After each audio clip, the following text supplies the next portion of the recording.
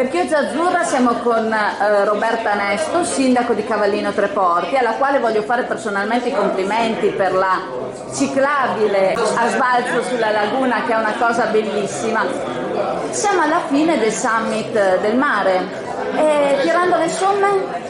Allora, è stato un grande momento di confronto tra amministrazioni, tra di noi, ma anche con il privato organizzato, con le associazioni di categoria, con aziende importanti del nostro territorio, e traendo le somme è il momento di agire assieme, di essere concreti, di però pensare anche ad una pianificazione, a delle strategie importanti, e quindi il bilancio è positivo, ma ci rendiamo anche conto che è un punto di partenza.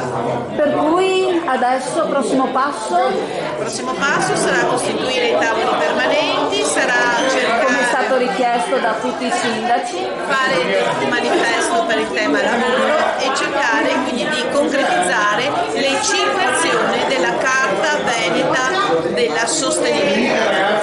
Perfetto.